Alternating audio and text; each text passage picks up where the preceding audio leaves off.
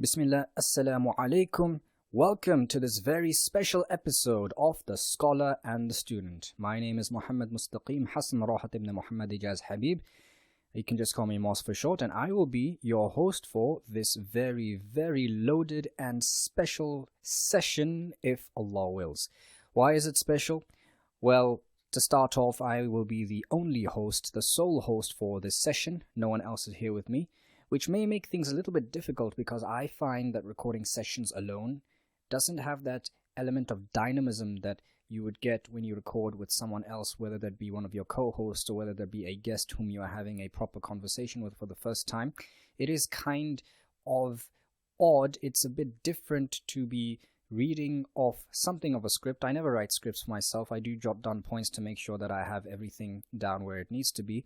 And it is also a bit jarring because there's no one else to bounce ideas off of, so they can't elaborate on the points as I would like them to, so it's kind of all my job. But that being said, let's see how well we can do this, and definitely leave your comments and your feedback down there so that we can actually improve on the many weaknesses we're sure to have. So why else is this special besides me being the sole host? Well, if I'm the sole host, that puts me in the shoes of the scholar and puts the audience in the shoes of the student. So in case you're wondering what happened to the dynamic, well, it didn't go anywhere. We're just shifting the goalposts a little bit for this session. It's not to say that all book reviews will be like this. It's just this one is the first prototype. It's a test session, but let's see how it goes.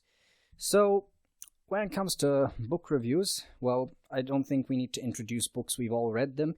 We may have loved some, we may have hated some. But the fact of the matter is that in many ways you could argue that books are the primary means of education, of passing down knowledge, skills, and so on and so forth. Whether that be paperback books, which are still found in the plenty in the modern world, or whether that be electronic books, ebooks, things that you read online. Reading is definitely a crucial skill, and as one of my teachers, Sheikh Muhammad Alshareef, actually goes on to iterate, reading is something of a superpower. I mean, if you go to countries where education is a luxury, and I believe Shashi Tharoor also touches upon this in one of his speeches when he talks about, he's Indian, so he talks about the situation in certain parts of India where you have women who couldn't read before, and then when they've learned to read, and all of a sudden it is literally life-changing for them because now they can read signs, they can read whatever the billboards are telling them, they can read newspapers. So for them, and this is what they describe, it is absolutely like they have entered into a new realm of possibility. So I think many of us in the more developed parts of the world, Botswana included, I guess back in the past people used to call it a third world country and an LEDC, a less economically developed country. But the fact of the matter is that, and I've been to a couple of these countries neighboring and a lot of other countries beyond as well. So our education, we praise God for this, our education levels, not to make a political commentary on what's happening right now or what the situation is, but compared to others, it is definitely a crack above the rest. Not to say we should rest on our laurels, we should definitely strive for improvement in all areas, including education. But I think many of us who have had that good education and who know how to read, I think for many of us, we take reading for granted and we don't see the actual importance of it. So I think what we're going to do with these book reviews is that we're going to try and inculcate that interest for people, that why don't you also go out and check out these books. And at the same time, I'd like to tell the listeners and everyone who is interacting with this podcast on the YouTube comments below, please go down, and if you have any requests, then let us know as well. We'll check them out, and we might even be reviewing your favorite books sooner rather than later. And it's also interesting in the fact that the first book we have lined up for this book review is in fact a fiction book. Now some people may be jumping up and saying, yo, why review a fiction book? You're supposed to be an Islamic podcast. Well, if it hasn't been made clear already that just because we're an Islamic podcast, Botswana's first Muslim podcast, doesn't mean that we have to be very verbose, devoid of fun, and coming here with that, yes, this is halal and this is haram and you should sit down and listen to me. No. We're trying to make this dynamic. We're trying to make this fun. And me being one of the hosts and me being one of the creative minds behind the scholar and the student, I think it goes without saying that my mind, my brain is not wired like anyone else's, so I have to inject my personality into it if I'm going to have this podcast be anything different from whatever else is being put out there already. So when it comes to fiction is very important, I'll have you know. I mean, it is part of our culture, it's part of our heritage, it's part of the legacy that we're leaving behind for the next generation. And there are so many benefits of reading fiction. I don't want to spend too much time on that, but I will have to spend a little bit of time actually enumerating these benefits, because this is the first book review. So in order for us not to have to repeat ourselves every time we review a fiction book, or any other book for that matter, as to why reading fiction is important, I think it's best we have this out of the way right here, right now. And I'd also like to shout out to Thomas Frank and Martin Boehme from the College Info Geek podcast. I was listening to them earlier on today. It was the episode, I think it was recorded about 2 years ago. It was the episode about them and their top 5 books. So Thomas's top 5 books, fiction, and Martin's top 5 books. So going off on that also gives me a bit of a concept as to what I should say for this very first book review podcast. So shout out to those guys.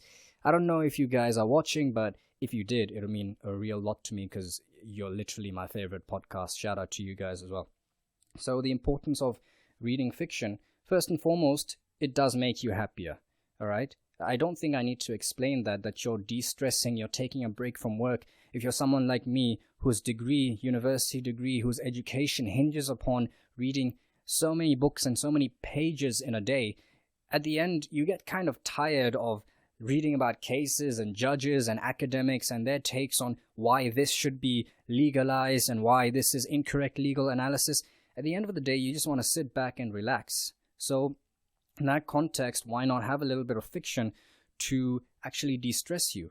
And if you take into consideration motivation and productivity, like, what use is all that motivation and productivity if you're just going to be a slave to the machine? You have to take out time for yourself to refresh and come out bigger and better. And it may sound antithetical. It may sound like I'm contradicting myself over here when I say that rest and taking a break is actually productive in of itself. And if you don't believe me, you can go and check out the millions and millions of productivity resources out there that openly tell you, and this should be common sense, but as humans we're forgetful, so let's just remind each other, we're not robots. We cannot function at the same level of efficiency throughout the same day, throughout the same week, and throughout the same month, throughout the same year, throughout our lives. There will be peaks and there will be highs and lows and all these things that you have, because we are human. We have limitations, and the best thing we can do in light of our productivity is to be aware of those limitations, to take ownership of those limitations, and to work around those limitations. One of them being rest, and fiction provides an ample source of rest. That being said, when you experience a story in fiction, it allows you to experience a story vicariously. And this is something I'm taking directly off of the College Info Geek podcast. So what does it mean to experience a story vicariously? This is a term that we use in the legal realm as well. Vicarious means that you are experiencing it, or the effects of a certain event that we're talking about. In this particular instance, we're talking about reading fiction.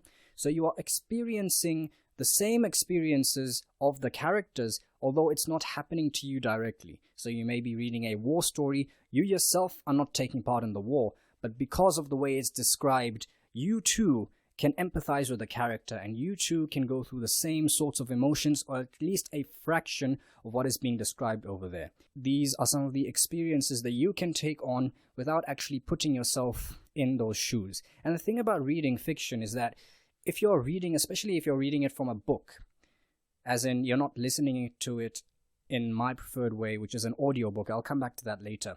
If you're reading it from an actual book, be it paperback or ebook, then when you actually read, your mind is actually simulating this, and you're playing a video in your own mind, and you yourself are the director and you're setting the scene, and this allows you to even go deeper into the experience. And of course, I'm sure that the audiobook version that I so love would allow me to do the same thing. It's just, it's recited aloud as opposed to making your own brain do the reading. which I don't really have a problem with, but I guess we could have a different session on to why I prefer audiobooks, whatever the case may be, or maybe I'll just touch upon that as time goes on. And the thing about fiction also as well is that it does give you a better memory. As a law student, I always have an exam coming up, and even as of this recording, I've got an exam coming up in a few weeks. It's property law. So someone might object that you should be studying cases about the Law of Property Act 1925 and how it applies to registered and unregistered land. Well, okay, fair point. But one thing that you must understand about reading fiction is that when you actually memorize aspects of the story, whether it be plot points or names of the characters or the characters' motivations, the names of certain abilities that they have, when you engage in this act of memorizing, what it does is that it actually creates space in your brain to memorize even more. So when I go and memorize the plot points and what have you of the story that we're reading, then it makes it easier for me when it comes time to memorize the cases and the judge's decisions and all the academic reports and journal reports and everything that I have to remember for my property law exam. I hope that makes it crystal clear. So when you engage in the act of memorizing, then memorizing actually becomes easier in other aspects. I'm not saying that you have to apply yourself to memorizing every single book that you read, but of course you will remember at least the story in a very general manner. You have to, I guess, pick up the points. Unless you find it a very boring story, then of course you would forget it sooner rather than later. But the point was that fiction does increase your memory. And of course, this should be a no-brainer. It allows you to pick up vocabulary, which you can then use to enhance the conversations that you have and even enhance the type of writing that you do. Some of you may be in school doing your IGs or BGs or JCs, whatever the case may be. Some people may even be listening and they study English at university. I envy you because I really wanted to do that. I might end up doing that eventually, but for right now, I'm just soldiering on through the LLB in it. Anyway, coming back to the point. So the thing about fiction is that the dialogue that you find is, generally speaking, more relevant to an actual conversation, or it's similar to an actual conversation that you have in real life, as opposed to a productivity book or a book on psychology.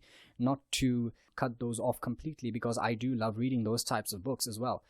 But the point I was making is that when you see how certain words are used in actual everyday conversation, then that should usually motivate you to use those same words in the conversation yourself, and that makes you a more articulate speaker. It makes you a better writer.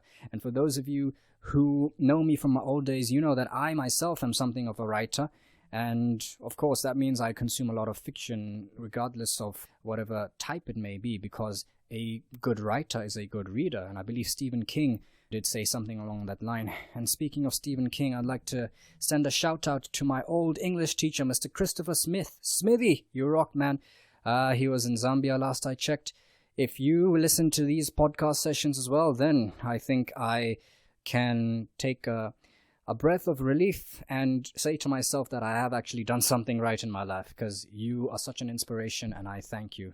All right, so I think I've gone over some of the benefits of reading fiction. Of course, we could always dedicate an entire podcast episode to that. I'm not saying that we will, but the fact of the matter is that, look, you can disagree with me all you like, but reading fiction is important for the reasons that I have already enumerated, and for many others that I cannot possibly go into right now without impeding the actual review I have to do. All right?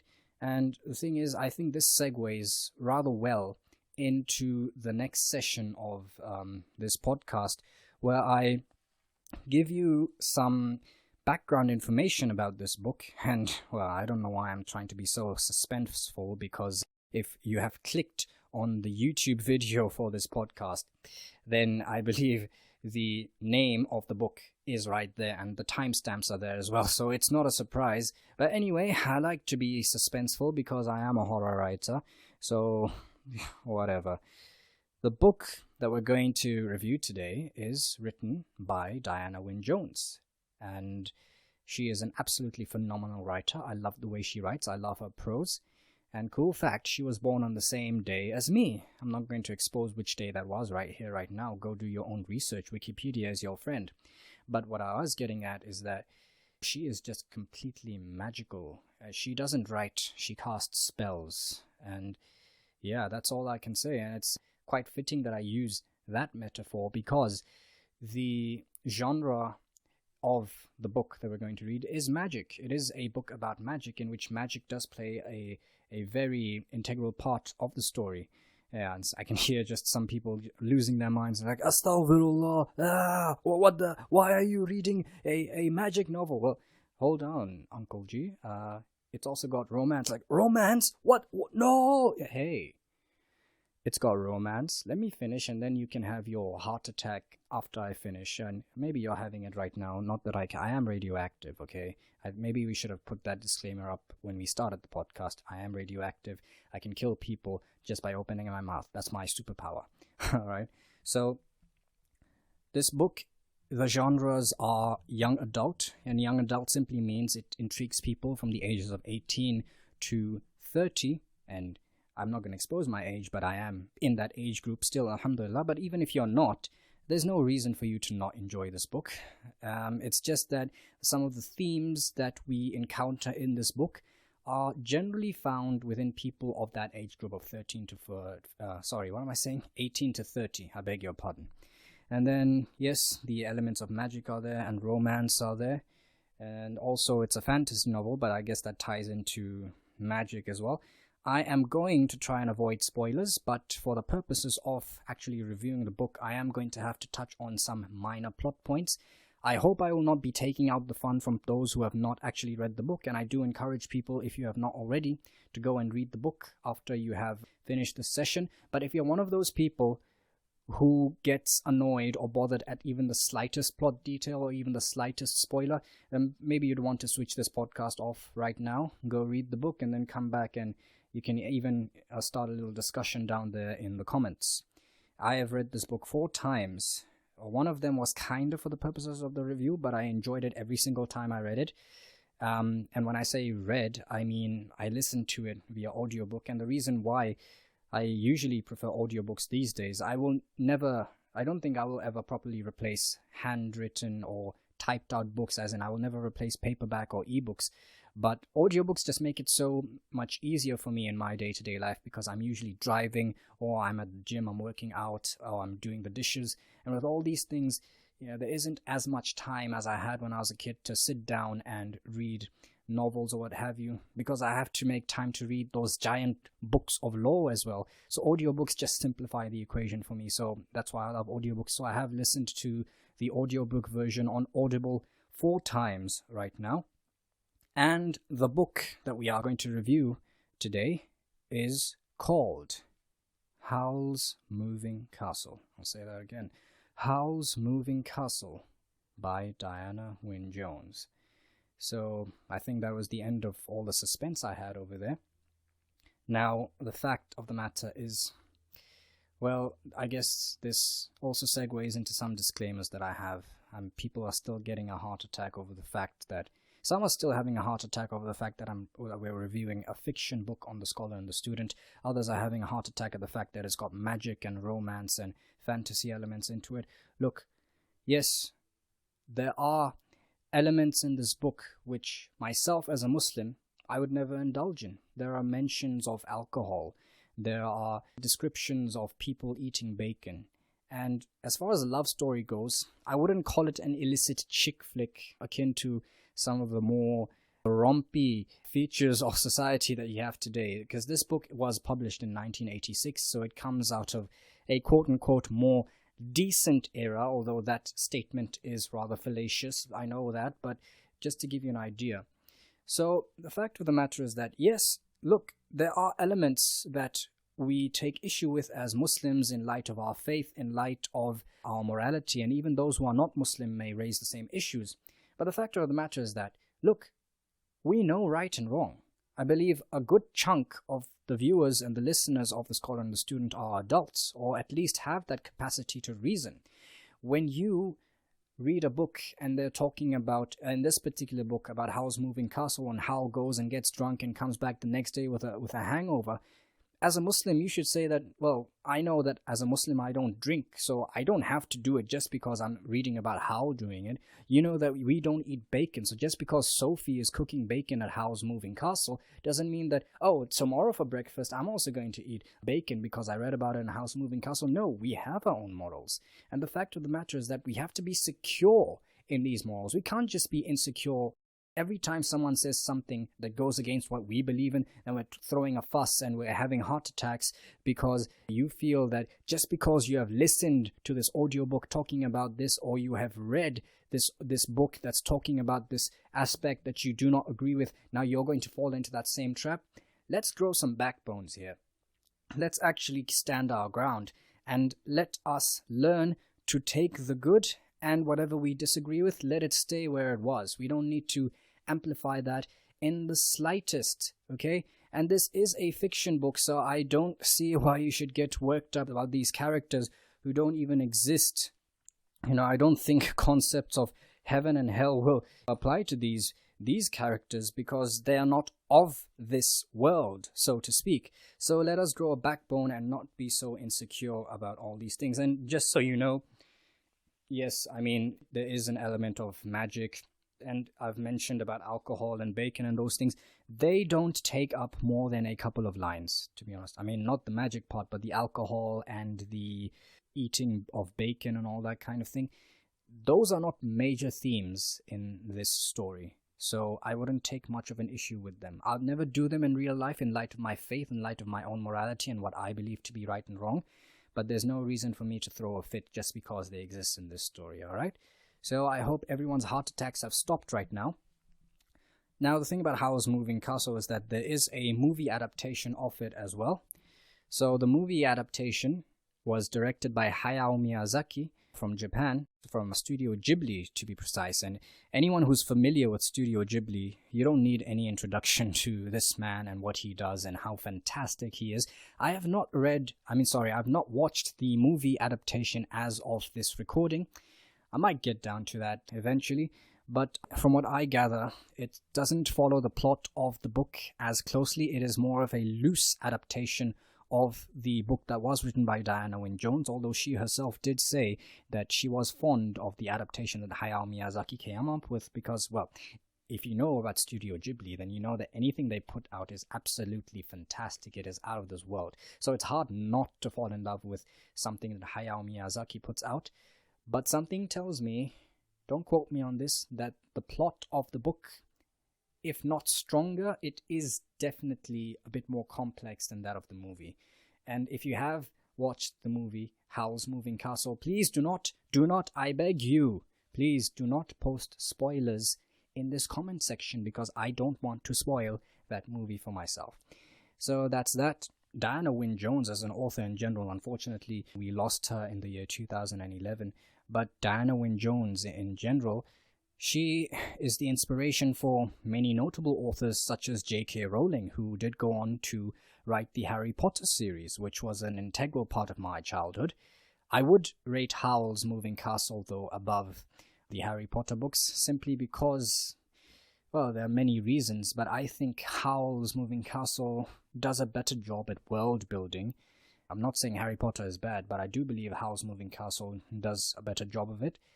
And it's complex in its plot points to some extent, but at the same time, it does have a charm of simplicity. I don't know if that's just a British thing. I mean, Diana Wynne Jones was British, and she did spend portions of her life in Wales, from what I have read.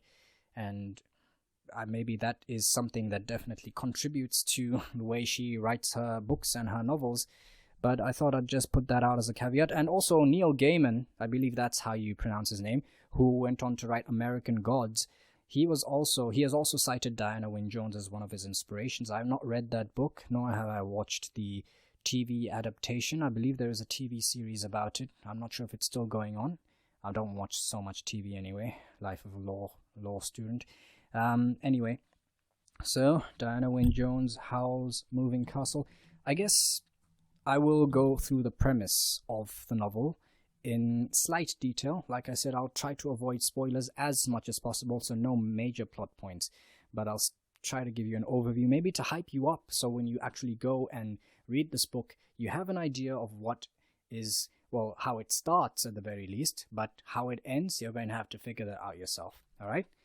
So, in the land of Ingary, where such things as 7-league boots and cloaks of invisibility really do exist, Sophie Hatter was most unfortunate to be born the eldest of 3. That was my attempt at quoting the very first line from Howl's Moving Castle verbatim. Like I said, I've only ever listened to it, so I may or may not be completely on the mark. Anyway, I believe that does give you a little glimpse. It takes place in the land of Ingary. And the thing about magic and fantasy is that when it comes to world building, there are very few rules that you have to follow. There are definitely some rules, but unlike something such as, if any of you are familiar with Assassin's Creed and the kind of world building that it did from the first game until Origins, about this machine called the Animus, which allows you to relive the memories of your ancestors. So that's an element of world building that's leaning more to the scientific side. So there are parameters in place of what memories are, what this machine called the Animus can and cannot do. And then Assassin's Creed Odyssey came up. I do not like that game. Assassin's Creed Odyssey came and threw all those elements of world building into the water by saying that, hey, you can actually make choices in the memories of the ancestors that you're reliving, which honestly doesn't make sense. And maybe there was a way to make it make sense, but it was not a good explanation. Anyway, the reason why I made that little detour over there is to show you that when it comes to world building, oftentimes when it comes to having a scientific basis or whatever the case may be, there are certain hard rules and certain parameters that you have to be cognizant of, that you have to be sure that you're not stepping over these lines. But when it comes to magic, anything that springs upon you, you kind of accept it. I mean, there is no real mental resistance to say, hey, she pulled this out of her butt, and that's a very polite way of actually putting that term. Those who are engaged in many fandoms know exactly what I was getting at. She pulled that out of her butt, and this doesn't make sense. And just so you know, Howl's Moving Castle has had 2 sequels. I might end up reviewing those books as well. So with Howl's Moving Castle, the world building, I think I'll have to give it a very solid 9.5 out of 10. And the fact is, because it's based on magic and not the modern day type of magic, which does seem to be leaning towards a scientific side, trying to base the practice of magic in science as well. Not that there's anything wrong with that. I think that's an interesting premise after all these years and generations of us just having fantasy type of magic. I think this is a great trend. But I also believe that when you have the fantasy type of magic as opposed to the science-based magic, this allows you a lot more leeway as an author, and that definitely comes through in Howl's Moving Castle. So Sophie is about 17 or 18 years old, Sophie Hatter, at the beginning of this story. She lives with her 2 younger sisters. And you see, another thing I love about the way Diana Wynne Jones has written this book is how she plays with certain tropes that are prevalent in literature, and she kind of turns them around and squishes them on the head. Sophie Hatter was most unfortunate to be born the eldest of 3. Why? Because look at stories such as Cinderella. Okay, Cinderella also has 2 stepsisters, but she's the youngest, and she's basically the heroine of the story, right? So now Sophie, although she's not particularly ugly or anything, I believe she does concede at certain points that our other sisters are prettier than her, but that's not something that we need to emphasize too much at this stage yet. But she's not the youngest, and basically Destiny is not going to hand her lucky number 7, if I can put it that way. She has this conception that she is the unluckiest because of being the eldest, and she brings this up throughout the novel at various points. And it so happens, as often happens in magical stories, that Sophie has a chance encounter with the Witch of the Waste, who is the big bad villain of this whole story. And the Witch of the Waste mistakes Sophie for someone else and turns Sophie, young Sophie, remember we said she was about 17 or 18 at the beginning of the story, she turns young Sophie into an old woman of about 90. This is a very important plot point. I'm going to expand upon it even more later. And so Sophie decides that, okay, she has become an old woman. She cannot continue working at the hat shop that she was supposed to inherit from her father, who had just passed away, but for the time being it was being handled by her stepmother. So Sophie decided that, hey, I'm an old lady now, so yeah, finding your fortune as the eldest definitely is suicide, according to her. So now that I am old, I literally have come to almost the end of my life. My prime is long gone. I might as well just take the risk. Well, that's the vibe that I get anyway. So she takes a walk out of her hometown of Market Chipping, where she grew up, and she's walking along the hills, and she chances upon Howl's moving castle. And she actually manages to get inside. Now, we must understand that Wizard Howl, who is the owner of this castle, he has something of a reputation to him. He has a reputation of stealing young girls' hearts and eating them. And that's the way it's described in Diana Wynne Jones's words. So Sophie chances upon this, and of course she is aware of these allegations against Wizard Howl, and being in Market Chipping, that is the talk of the town. So she is no stranger to this, but as an old woman, I'm going to expand upon this even more later. As an old woman, she gets this surge of confidence that she didn't have when she was young. And she decides to get into the castle of this wizard known as Howl. So in this moving castle, she chances upon Michael, who is the apprentice to Wizard Howl, and Calcifer. Calcifer is the fire demon who is literally the fuel of the moving castle. With his magic as a fire demon, Calcifer actually makes the castle move, therefore making it a moving castle. And, well, as a magical demon with magical properties, it's only natural that Howl would be drawn to him. And Calcifer and Howl are actually connected in a very big way, but I don't think I will spend time actually trying to spoil that for you. I might touch upon minor points here and there, but unless you've actually read the book, you won't know what I'm talking about. So help me God. Alright? Michael, also being the apprentice of Wizard Howl, also does take something of an important role, and I must say that for a side character, in fact for side characters in general in this novel, I'm quite impressed by the way that I've become so attached to these characters as well. They've become so endearing to me as a reader.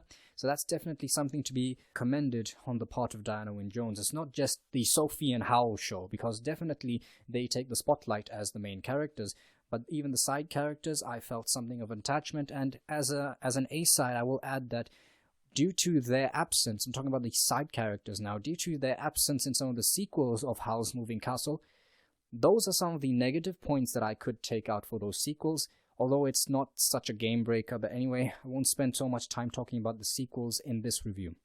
So we talked about Howl, we talked about Calcifer, and of course, Moving Castle being the home of Wizard Howl. It's not long before he enters, and of course Sophie has to make something up to stay because, well, Wizard Howl being a wizard and Calcifer as well having magical properties, obviously they could undo this curse that the Witch of the Waste has put upon Sophie.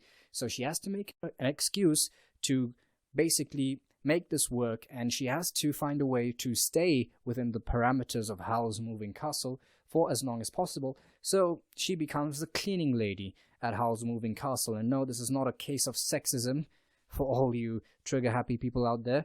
It's not a case of sexism. Sophie herself, when she is asked by Howl, "Who on earth are you?"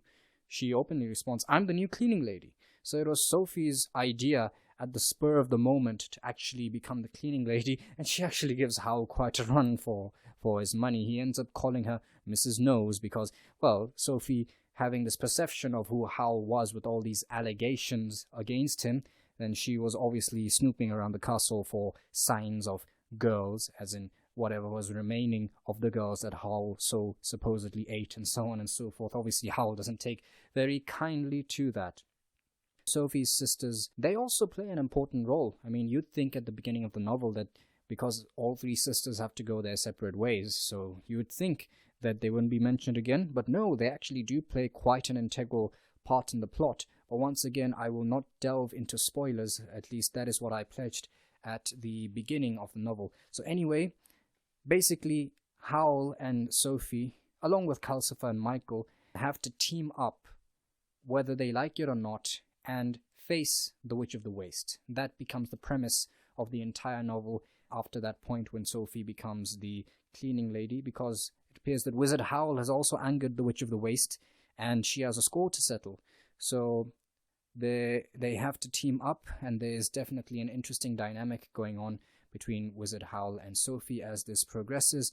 And like I said, I will not spoil the end. In fact, as of right now, from whatever I've just said, maybe I have covered a third of the novel so far. So there's definitely, if you've been listening up until this point, there is definitely still meaning for you to go purchase this book and, of course, have a listen or have a read for it for yourself. And take my word for it, if you will. Read until the end and feel satisfied. I'm not overhyping it, but yeah, just go ahead and read it for yourself. Do a favor to yourself and read this book, Howl's Moving Castle. So now that we've done the premise, I think it's fitting that now we go on to analyze some of the themes that we find within Howl's Moving Castle. And it's in these themes that we can extrapolate the lessons that we are to apply in our own lives from this phenomenal book.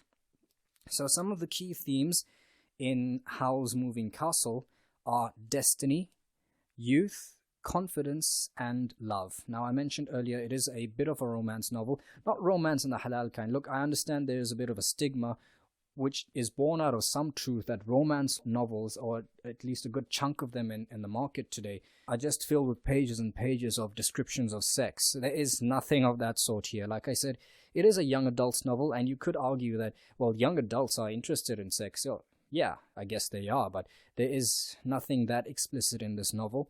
In fact, the love story is a lot more subtle, and I would say to an extent a lot more believable compared to the other love stories that we get in other works of fiction.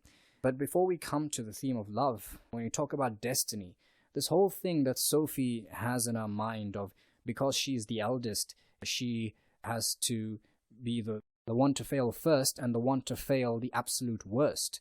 Like I gave the example of Cinderella earlier on, although the stories of the two stepsisters are not explored in that story, but it was clear that Cinderella, being the youngest and the most beautiful, was definitely destined for greatness. And like I said, this is what Sophie has internalized, and it forms a great part of her worldview. And just to once again make a little detour about Diana Wynne Jones breaking these tropes that we find in a lot of works of fiction, first of all, Sophie's sisters are not at all opposed to her in any way. Yes, of course, I mean, growing up, there are mentions of, well, Sophie having to tear Martha and Letty apart from their arguments because she was the eldest and that's the responsibility of the eldest. But all three girls get along pretty well with each other. And Sophie's stepmother isn't necessarily the evil old hag that we have in other stories. She's not Cinderella or Snow White's evil stepmother. She's actually quite caring and loving.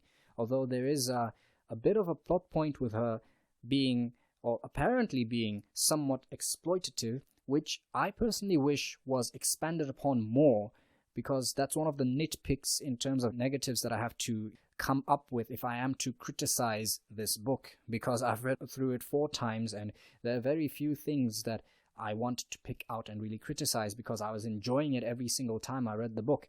But if I had to pick one small thing and make an anthill out of it, that would be the fact that there is some reference to, at the very beginning of the novel, Fanny is the stepmother of Sophie, apparently exploitative, and Sophie kind of believing this, and then later on in the novel kind of forgetting about it wholeheartedly. I don't know if this was supposed to be a commentary on the way the mind of 18-year-old girls or 14-year-old girls work, because I understand, having gone through that stage, not as a girl obviously, but having gone through that stage, that we often do tend to interpret the actions of those older than us in this light. I don't know if it was supposed to be a commentary on that.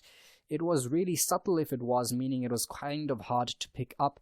So if that's what it was, if that's what the intention was behind it, I would have preferred that it would be more explicit. But anyway, that was just a minor point. So yeah, we were talking about Sophie and the theme of destiny, how she believes that she's destined to fail. And we see that the moment she is turned into an old woman of about 90, she kind of completely flips this on the head, and she is somewhat accepting.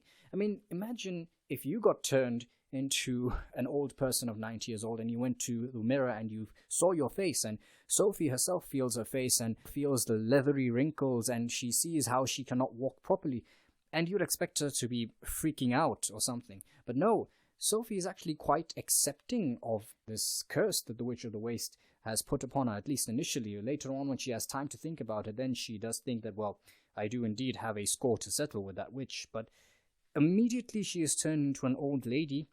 These concepts of being the eldest and that being something that dooms me to failure, although that does exist somewhere in the back of Sophie's mind, it doesn't take the front seat anymore. And I find this interesting. I think this is a commentary that Diana Wynne Jones was making about how as we grow older, we tend to grow wiser. And of course, Sophie had no choice in this matter. She had to grow old by a good couple decades in a matter of a second because she was cursed by the Witch of the Waste. So it's actually quite phenomenal that, especially at this age, I'm just a bit over 20 right now. Sophie was about 17 or 18. And having gone through that stage, I know that anxiety and mental health issues are definitely real, something that we all go through, and something that it's very uncomfortable. But as we grow older, I guess it's not that it goes away completely, but it just becomes easier to bring up mechanics and find coping techniques, find self-care techniques that make us actually feel better, that make things easier to deal with, if I can say so myself, and in the long run that do make us stronger as human beings and stronger mentally.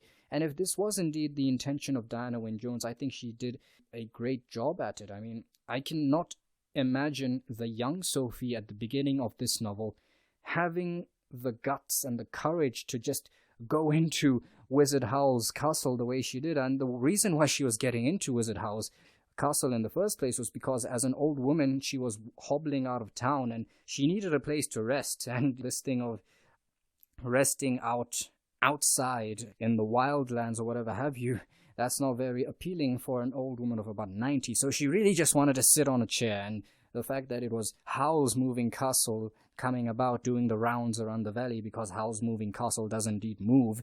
So the fact that that was what presented itself before her, that was what she took, and she just did that because she wanted to lay down. And then when she found out that her curse could be lifted, then of course she took things even further. So that's basically tying in the theme of destiny to Sophie's curse of being the eldest and how that paradigm shifted when she became old. Now we contrast this with the theme of confidence. Of course, whatever I've just said can also tie into the theme of confidence. We can conclude that Sophie is not very confident in herself as a young adult, but that confidence seems to shoot up somewhat when she has grown older. We know that those doubts, those thoughts, the negative thought that she has about being the eldest is a curse, that doesn't go away completely when she becomes old. She just has other things to think about, shall I say, and she is more concerned about other things, and it doesn't take the front seat, as I've said before. It doesn't take the front seat of her thought process anymore. We have to contrast this with Wizard Howl. Now, Wizard Howl, he is quite an interesting character, and I must say I relate to this guy on some accounts. Obviously, I don't take in young girls and eat their hearts, whichever way you want to slice and dice that. I do not do that to girls. And I must say that Jenny Sterlin, who narrated the audiobook, did an excellent job of portraying Howl with a Welsh accent, because that was just a touch that was out of this world. I'm an unmusical Welshman, the bane of every Welshman. Oh, how your long nose twitches. Yeah, that's just, don't be surprised if you hear me with a Welsh accent in the months to come. I think I do need a bit of dialect practice, but hey, Welsh, it just sounds so awesome to me. I've got something of a childhood history. with people who speak like that in that accent. So I was really impressed by Jenny Sterling and that portrayal, how she gave Howl a very distinct Welsh accent. And yeah, Howl has a very confident demeanor, and he just gives this vibe that he really doesn't care about anything and how he's the master of his own fate. And I think that's really something we can contrast with Sophie. I mean, Sophie is kind of at the beginning of the novel at the very least, and throughout other points, she is resigned to her fate because she knows that she's going to fail because she is the eldest, whereas Howl doesn't care about these things. He probably doesn't even believe in that. He doesn't believe in such things as being the eldest makes you someone who is destined to lose or anything like that. He honestly doesn't care, and he is what Sophie calls a slitherer outer. He's a very adept, skilled magician, and to go to some other plot points, he is in the pipeline to become the royal magician of Ingary, as appointed by the king. Now, Howl doesn't actually want to do this, and he comes up with many different excuses to see how he can slither out of this. The thing is, he doesn't mind working for the king. He doesn't mind doing small types of spells, such as transporting spells, but to become the royal magician and to help the king in his conquests and to actually go and confront the Witch of the Waste, which obviously the king wants to have done because the king also has something of a score to settle with the Witch of the Waste. So no one likes that lady, do they? So yeah, don't be a Witch of the Waste. So yeah, Howl is a slitherer outer. He definitely does not want to commit himself to anything. And I think, this is very profound because Howl gives off a confident demeanor, but inside he is a coward. And he does say that later on in the novel, that he is a coward. And in one point of the novel, he actually goes, and I've mentioned this at the beginning, that he goes and gets drunk and comes back with a hangover. Why does he do that? He openly states that he did that because he got so frightened, and the only way he could take his mind off of that was to go and get drunk, because getting drunk takes your mind out of things. And once again, I don't condone that, but that's what Howl did. And he's got this very bizarre sort of philosophy or bizarre sort of mentality that the only way he will do something is to tell himself that he won't do it. So you can see that despite coming off as confident and this supposed ladies' man who goes around doing all these quote-unquote immoral things, deep inside, he's actually masking something. And for those of you who are interested in psychology, I know I definitely am, myself being an introvert, and how it seems that he's portraying himself as an extrovert, although as an introvert I did identify with some of the actions that Howl did do within this novel. I think this is very profound, that just because someone is in the public eye and it seems that they are the life of the party doesn't mean that deep inside they're always going to be like that. I think we all have our doubts, and we all have moments where we just need some reassurance. We need someone to come and tell us that, hey, you are awesome, we love you, you should soldier on and continue on what we're doing, we'll be right behind you to support you. And that is one of the things that does happen in this novel.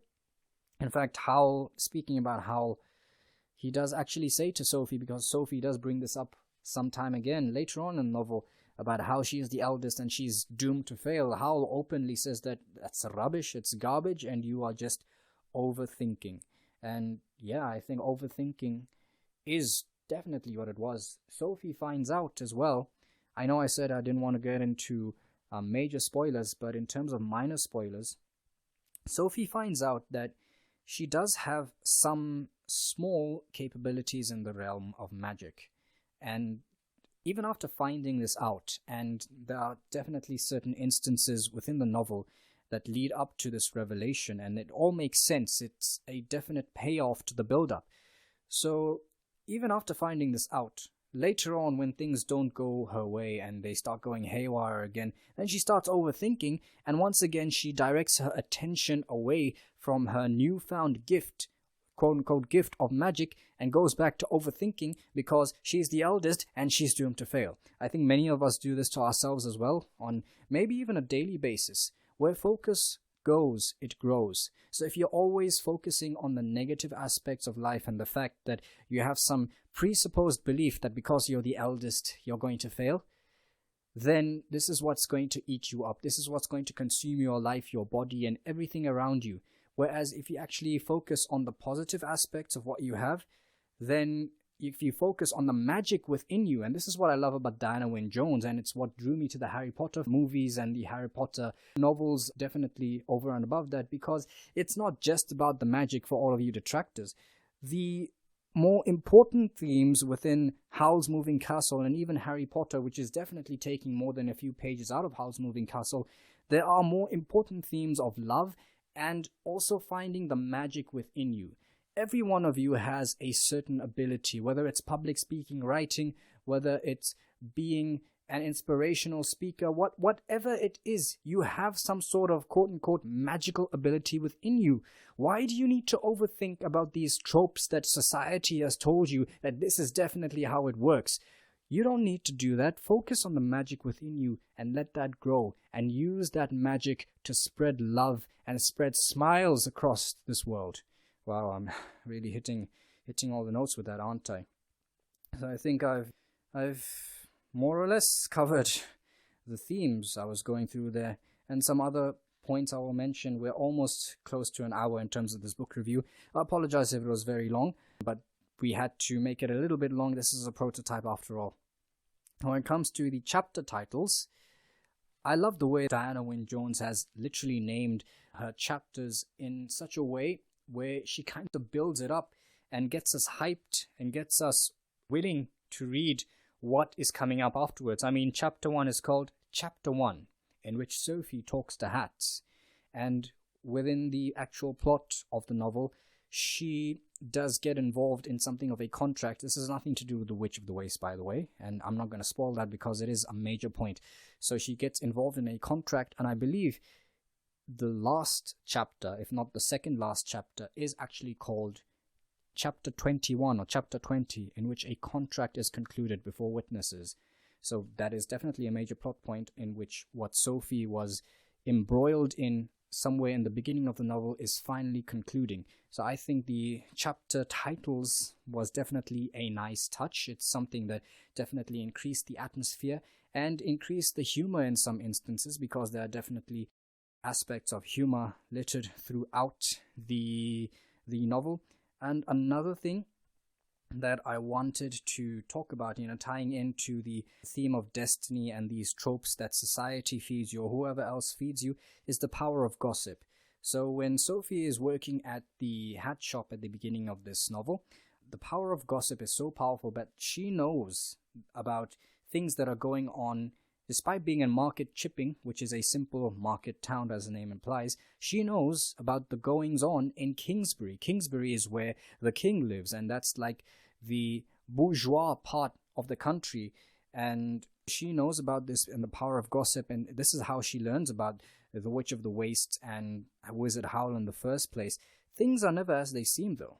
I mean, she has heard this one perception, this one story about Wizard Howl, but when she actually goes into his castle and actually finds out who he really is, then she finds out that she's a completely different person. And at the same time, when it comes to what society is feeding you, remember how we said society feeds you tropes? Where did she get this concept that you're the eldest and therefore you're doomed to fail first and the worst? That definitely has to have come from society somewhere. And yet she internalized this, whereas the truth was something else entirely, to the point we're talking about this magical ability within Sophie. Howl's teacher, Mrs. Penstemon, who was regarded as quite the achievement in terms of witchcraft or whatever have you, even she went on to commend Sophie at one stage for her abilities. So that means that Sophie wasn't destined to fail. Sophie may have been different from others, but that doesn't mean that she was destined to fail. I hope I'm making my point clear here. I mean, we're repeating ourselves a lot, but repetition is sometimes necessary so that we actually get the thing through our skulls. And yeah, I think, what else have we? We've got character progression. So I think I've touched upon that, how Sophie progresses from being this meek little girl in market chipping at the beginning of the novel, and when she turns old, all of a sudden her outlook kind of changes. And not only in the aspects that I've mentioned about confidence, but even the way she looks at people. When she's walking through the hills, she encounters a man who is about 40 years old, and she remarks about how young he is. And she herself remarks how strange that is because, well, just a few hours prior, she would have considered him quite old, being the 18-year-old girl she was. But nevertheless, yeah, that is the character progression. But once again, just because she had turned old all of a sudden, didn't remove the negative quirks from her, because she does get quite moody at one point in the novel, and that is mostly because of the way Howl is acting, and I guess she doesn't want to come to terms with the fact that she is slowly but surely falling for this man. There are just so many contradictions there, because she doesn't know about how she's going to end up having a future with him, because she's so old and this curse has literally taken the life out of her, and Howl being himself with all his antics and what have you. But I guess that's also a very real life portrayal of, yeah, just because we get older, yes, some things get easier to deal with, but that doesn't mean they go away entirely. And I also loved how certain events were structured that they seem like very random encounters. This needs to be said because it cannot be stressed enough. In a good story, not a single word is wasted. So all those quote-unquote chance encounters, random encounters that Sophie has at the beginning of the book, they actually go on to be major plot points in the middle and in the end of the novel. And like I said, I don't want to get into major spoilers, but you're going to have to read the novel yourself if you want to get a feel for what I'm saying. And if you want, you could always privately message us on our Facebook page if you want to have a discussion on these novels themselves. So that is all I had for you today. We are about to hit the hour's mark. Once again, apologies for going on so long. I know I can ramble sometimes, but we had to get the introduction out of the way in terms of why we're doing fiction and so on and so forth. Let us know in the comments what you thought about this review, how we could improve for the next one, how we could iron out the kinks. Is there something we should add? Is there something we should remove? Should we get more hosts? Because that is definitely an option. This is, like I said, this is a prototype. We could always get more hosts and kind of bounce ideas up and down here again. So thank you all for listening. I hope my words were of some benefit and that they are going to be useful to you, and most importantly, encourage you to go and purchase this novel, whether it be on Audible to get the audiobook version, whether it's on Kindle, whether you're going to order the paperbook version from Amazon or eBay, or if you have the paperbook version at your local library. I envy you if you do. So yeah, definitely do it. And I would like to add that please do not pirate this work of art in any way or form. Look, as creatives, we do put our creativity, we ooze our creativity onto these pages. We put our hard work, our sweat and our tears into this. And the fact that we are just asking for a couple of dollars in return for that, and the fact that, you know, some people just think that it's their right, that they can just bypass that and have it for free, you know, without going through the proper systems.